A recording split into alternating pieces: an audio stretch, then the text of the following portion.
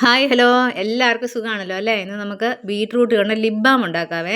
ബീട്രൂട്ടിൻ്റെ തൊലിയൊക്കെ കളഞ്ഞ് ഇതുപോലെ നാലായിട്ട് മുറിച്ചെടുത്തിട്ടുണ്ട്. ഒരു ബീട്രൂട്ടാട്ടോ ഞാൻ എടുക്കുന്നുള്ളൂ, കുറച്ച് മതിയല്ലോ. ഞാൻ ഈ സാധനം കൊണ്ട് ഉരച്ചാട്ടോ എടുക്കുന്നത്. ഇതിൽ ഏറ്റവും വലിയ ഹോളിലോട്ട് ഇതിങ്ങനെ നല്ലപോലെ ഉരച്ചെടുക്കുവേ. നേരമില്ലാന്നുണ്ടെങ്കിൽ ഒരു പീസ് എടുത്ത് മിക്സിയിലെടുത്ത് അരച്ചെടുത്താലും മതി കേട്ടോ, മിക്സിയിലിട്ടേച്ച്.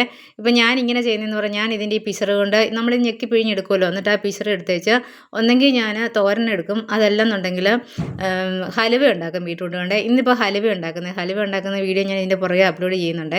അതുപോലെ ഇത് ഞാൻ ഒരുപാട് പ്രാവശ്യം അങ്ങ് പ്രസ് ചെയ്തെടുക്കുന്നില്ല. ലിപ് ബാം എന്ന് പറയുമ്പോൾ ഇച്ചിരി മതിയല്ലോ. അപ്പം നമ്മുടെ ഹലുവയ്ക്കും കൂടെ കുറച്ച് ഗുണങ്ങളൊക്കെ കിട്ടാൻ വേണ്ടി, ബീട്രൂട്ട് ഒത്തിരി ഗുണമുള്ള സാധനമല്ലേ. അപ്പം ഞാൻ ഒന്ന് രണ്ട് പ്രാവശ്യം ഒന്ന് പ്രസ് ചെയ്തെടുക്കുന്നുള്ളേ, ഒരുപാട് അങ്ങോട്ട് പിഴിഞ്ഞ് ഉടച്ചെടുക്കുന്നില്ല കേട്ടോ.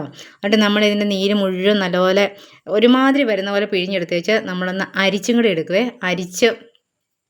ഒരു പ്രാവശ്യം അരിച്ചാൽ മതി കേട്ടോ. അതിനാന്ന് പറഞ്ഞാൽ ഇതിൻ്റെ അകത്ത് അങ്ങനെ അധികം നമ്മളിങ്ങനെ അരച്ചല്ലല്ലോ എടുത്ത്, അരച്ചെടുക്കുമ്പോൾ ചെറിയ തുണിക്കകത്തൊക്കെ ചിലപ്പോൾ കുഞ്ഞു പീസ് തുണിക്കകത്തൊക്കെ അരിച്ചെടുക്കേണ്ടി വരും. ഇതിൻ്റെ തരി കിടക്കുവേ.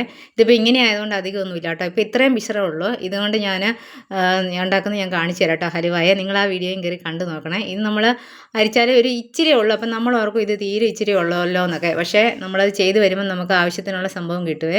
ഇനി നമ്മൾ ചെറു തീയിൽ ഇത് നല്ലപോലെ ഒന്ന് വറ്റിച്ചെടുക്കണേ. ഒരു പകുതിയൊക്കെ ഒന്ന് വറ്റി ഒന്ന് കുറുകി വരുന്ന സമയത്ത് നമ്മൾ നെയ്യ് ചേർത്ത് കൊടുക്കുന്നുണ്ട്. പലരും പല സാധനങ്ങൾ ചേർക്കുന്നുണ്ട്. ചിലർ അലോവേര ജെല്ലിടും, അങ്ങനെ ഓരോരുത്തരും ബട്ടർ ചേർക്കുന്നവരുണ്ട്. ഞാൻ പക്ഷേ നെയ്യാട്ടോ ചേർക്കുന്നത്. ഇതിൻ്റെ മെയിൻ കാര്യം എന്ന് പറഞ്ഞാൽ ഈ പിള്ളേർ, ഈ അമ്മമാരൊക്കെ തേക്കുന്ന കണ്ട് ഈ പിള്ളേർ, പിന്നെ ഈ ഡാൻസിനൊക്കെ പിള്ളേർ തേച്ചിട്ടുണ്ടല്ലോ, ഇത് മുഴുവൻ ഇവർ തിന്നുവാണേ.